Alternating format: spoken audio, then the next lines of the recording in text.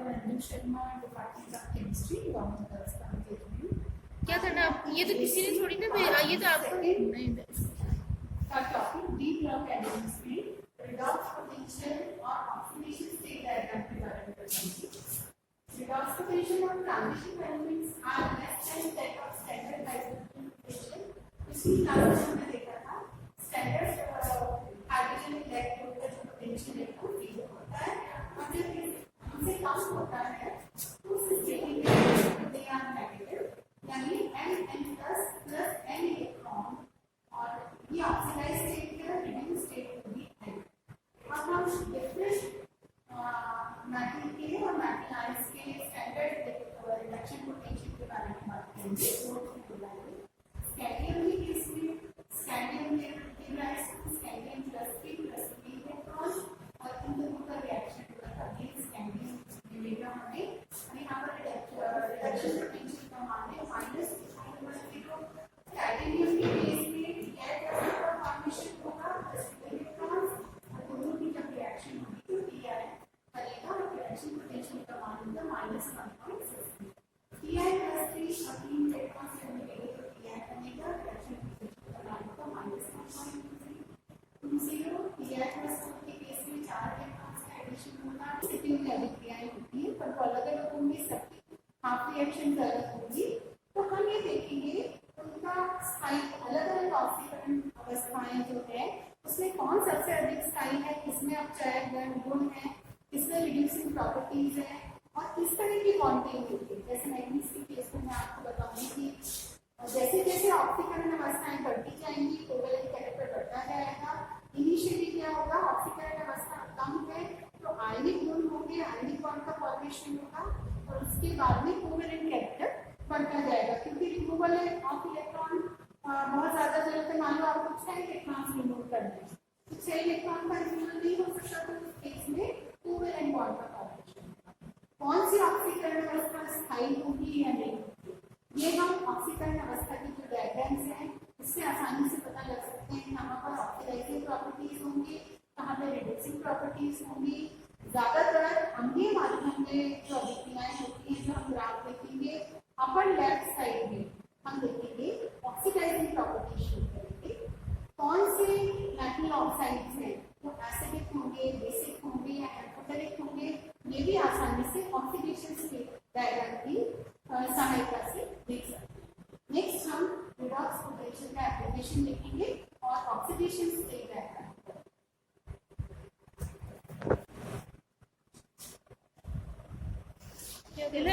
इसको करना, इसको डिलीट करना स्टार्ट करो। हाँ करिए ना, करती है क्या? मैं दोबारा करके दोबारा नहीं मैम एडिटिंग हो जाएगी, एडिटिंग हो जाएगी। मैं doctor Anjum Sharma, department of chemistry, government girls college HBU. क्या करना आप? ये तो किसी ने थोड़ी ना ये तो आपको नहीं का topic D block admission speed, redox potential और ऑक्सीडेशन स्टेट डायग्राम के बारे में बताएंगे।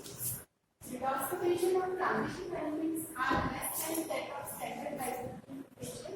इसी क्लास में हमने देखा था स्टैंडर्ड हाइड्रोजन इलेक्ट्रोड का जो पोटेंशियल है वो जीरो होता है और जब इनसे कम होता है तो उस स्थिति में दे आर नेगेटिव, यानी n प्लस n इलेक्ट्रॉन और ये ऑक्सीडाइज्ड स्टेट का रिड्यूस्ड स्टेट होगी n। अब हम डिफरेंट मेटल के और मेटल आयंस के स्टैंडर्ड रिडक्शन पोटेंशियल के बारे में बात करेंगे। स्कैंडियम के केस में स्कैंडियम में give rise to scandium plus p plus p electron और इन दोनों का रिएक्शन होगा अगेन स्कैंडियम मिलेगा हमें और यहाँ पर रिडक्शन पोटेंशियल का मान है माइनस टाइटेनियम के केस में गैर का फॉर्मेशन होगा प्लस इलेक्ट्रॉन और दोनों की जब रिएक्शन होगी तो pi करेगा और रिडक्शन पोटेंशियल का मान होगा minus 1.6 pi plus 3 again electron से मिलेगा तो pi बनेगा रिडक्शन पोटेंशियल का मान होगा माइनस 1.20 pi प्लस 2 के केस में 4 इलेक्ट्रॉन्स का एडिशन होगा, टाइटेनियम का फॉर्मेशन होगा माइनस 1.16 इसका रिडक्शन पोटेंशियल होगा। निकल का केस हम देखिए Ni प्लस के केस में 2 इलेक्ट्रॉन्स का एडिशन होगा निकल का और रिडक्शन पोटेंशियल का मान होगा माइनस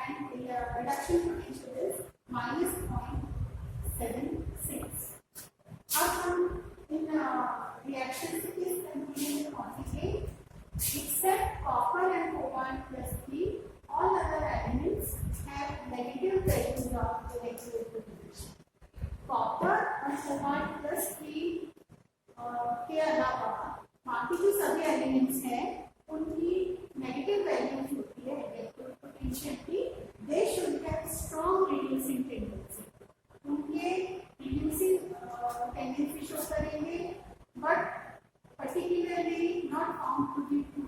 पर एक्चुअली क्या है कि जैसा ऑब्जर्वेशन से हम देखते हैं एग्जैक्टली ट्रू नहीं होता है, रिएक्टिविटी इज कंपैरेटिवली लो, उनकी जो रिएक्शनता है वो कम होती है, because except titanium other M+2 ions of first transition series are found in hydrated form।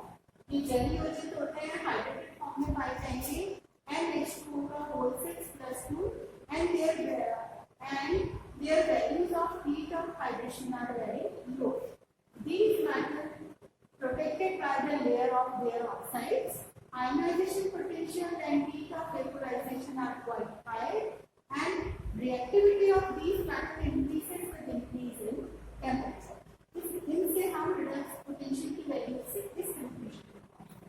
अब हम redox potential की जो वैल्यूज हैं अकॉर्डिंगली उनसे हम फ्री एनर्जी कैलकुलेट करेंगे हर मेटल के लिए अलग अलग ऑक्सीडेशन स्टेट के लिए, क्योंकि रिडॉक्स पोटेंशियल का मान अलग होगा और रिडॉक्स पोटेंशियल का मान अलग होने के साथ साथ अलग अलग ऑक्सीकरण अवस्था रिडॉक्स पोटेंशियल का मान वेरी करेगा और उसके साथ साथ स्थायित्व में अंतर आएगा। और हम ऑक्सीडेशन स्टेट डायग्राम जब बनाएंगे तो उससे हम ये देखेंगे relative stability of oxidation state. मैं आपको मैग्नीज का एग्जाम्पल बताऊंगी।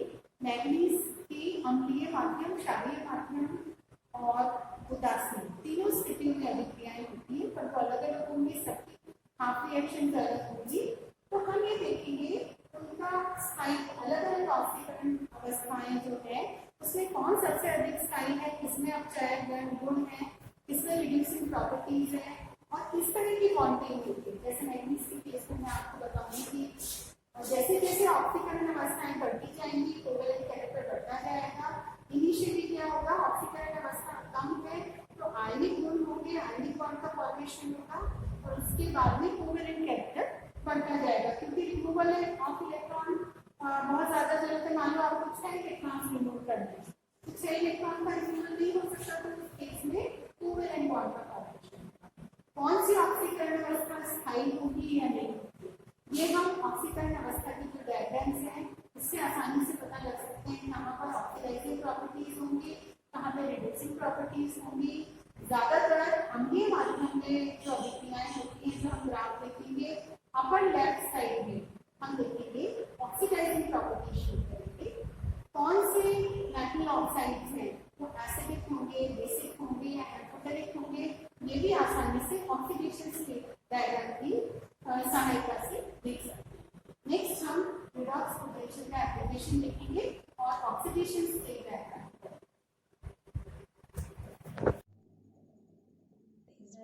Doctor Anju Sharma, department of chemistry, government girls college Ajmer. मैं आज आपको बीएससी पार्ट सेकंड का फर्स्ट पेपर इनऑर्गेनिक केमिस्ट्री का टॉपिक डी ब्लॉक एलिमेंट पढ़ाऊंगी। जैसा कि मैं आपको अपने प्रीवियस लेक्चर्स में पढ़ा चुकी हूँ और बता चुकी हूँ कि डी ब्लॉक एलिमेंट्स जो होते हैं वो कई तरह की प्रॉपर्टीज दर्शाते हैं। इसके पहले मैं आपको रिडॉक्स पोटेंशियल के बारे में बता चुकी हूँ। विभिन्न ऑक्सीकरण अवस्थाएं होती हैं और उनके साथ जुड़े हुए रिडॉक्स पोटेंशियल के मान भी अलग अलग होते हैं। आज हम देखेंगे ऑक्सीडेशन स्टेट डायग्राम बनाना। ऑक्सीडेशन स्टेट डायग्राम बनाने के लिए हम देखेंगे relative stability of oxidation states. जैसा कि आप जानते हैं डी ब्लॉक एलिमेंट्स जो होते हैं वो परिवर्तनशील और कई ऑक्सीकरण अवस्थाएं प्रत्येक तत्व दर्शाता है। जैसा कि आप जानते हैं अगर हम लेफ्ट टू राइट जाते हैं स्कैंडियम से फर्स्ट ट्रांजिशन सीरीज की अगर हम बात करते हैं तो स्कैंडियम से और जिंक तक जब हम जाते हैं तो अनपेयर्ड इलेक्ट्रॉन्स की संख्या बढ़ती जाती है। जैसा कि हमने ऑक्सीडेशन स्टेट्स के बारे में मैंने पढ़ाया था तब देखा था। और मैग्नीज के बाद में वो रिड्यूस होता जाता है क्योंकि अयुग्मित इलेक्ट्रॉन्स की संख्या कम होती जाती है, यानी एक तत्व कई ऑक्सीकरण अवस्थाएं दर्शाता है। तो हम ये देखेंगे relative stability of oxidation states. Different oxidation states जो होंगी उनके लिए स्टैंडर्ड इलेक्ट्रोड पोटेंशियल का मान निकालकर इलेक्ट्रोड पोटेंशियल से फ्री एनर्जी यानी मुक्त ऊर्जा का मान निकालेंगे। उसके लिए delta G upon F is equal to minus N E, इस फॉर्मूले से हम फ्री एनर्जी का मान निकालेंगे। यहाँ पर एफ फैराडेज कांस्टेंट है, N is number of transferable electron, G is delta G is change in free energy of system. मुक्त ऊर्जा में कितना अंतर होता है ये इसको इंडिकेट करेगा, and this is redox potential. अब हम ये देखेंगे कि फ्री एनर्जी जो होती है, फ्री एनर्जी इसकी यूनिट इलेक्ट्रॉन वोल्ट होती है, और हम ये देखेंगे free energy change between different oxidation states calculated by redox potential. Free energy में परिवर्तन को हम कैसे देखेंगे कि अलग अलग ऑक्सीकरण अवस्था है और उनमें रिडॉक्स पोटेंशियल का मान अलग अलग है, और रिडॉक्स पोटेंशियल के करस्पॉन्डिंग हम फ्री एनर्जी में आने वाले चेंज को स्टडी करेंगे। Many element show more than one oxidation state, जब एक से अधिक ऑक्सीकरण अवस्था दर्शाएगा कोई तत्व तो हम आसानी से फ्री एनर्जी का कैलकुलेशन कर सकते हैं। Different oxidation states and stability shown by half reaction. अलग अलग ऑक्सीकरण अवस्थाएं जो हैं उनके स्थायित्व को समझने के लिए हमें हाफ रिएक्शंस को देखना होगा। अर्ध अभिक्रियाएं उनको हम देखेंगे। Mn+2 electron give rise to Mn। यहाँ पर क्या होगा, E का मान होगा वो होगा -1.18। अब आपको इससे फ्री एनर्जी का मान निकालना है, that is delta G upon F is equal to minus N E, और यहाँ पर 2 इलेक्ट्रॉन का एक्सचेंज हो रहा है, so this value is multiplied by -2, so it comes out to be 2.36। यानी Mn+2 से अगर Mn+2 से 0 ऑक्सीकरण अवस्था होगी तो उस स्थिति में फ्री एनर्जी में जो अंतर होगा वो होगा 2.36। पर अगर वाइस वर्सा अगर रिएक्शन होगी यानी Mn से Mn+2 का फॉर्मेशन हो रहा है, उस स्थिति में क्या होगा, डेल्टा जी अपॉन एफ जो है उसका मान सेम ही होगा, बस उसका जो साइन है वो माइनस हो जाएगा, will have opposite sign. So in this case this value is 2.36, but when Mn से Mn+2 को हम देखेंगे तो ऑपोजिट साइन होगा, then numerical value will remain same and it will become -2.36। जैसे कि एक हाफ रिएक्शन हमने देखी है मैग्नीज के केस में, हम एसिडिक मीडियम में डिफरेंट ऑक्सीडेशन स्टेट्स को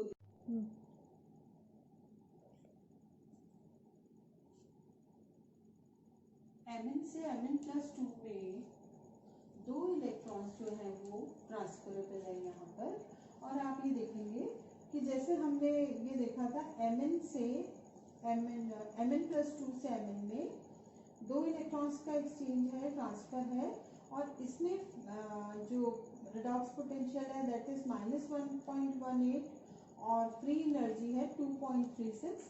सिमिलरली यहाँ पर न्यूमेरिकल वैल्यू सेम होगी विद ऑपोजिट साइन। अब हम क्या करेंगे, एसिडिक मीडियम में एल्कलाइन, एसिडिक और बेसिक तीनों मीडियम में ही हम एलिमेंट्स के लिए ऑक्सीडेशन स्टेट डायग्राम ड्रॉ कर सकते हैं। सभी के लिए हम हाफ रिएक्शंस देखेंगे, रिडॉक्स पोटेंशियल देखेंगे और उससे फ्री एनर्जी कैलकुलेट करेंगे।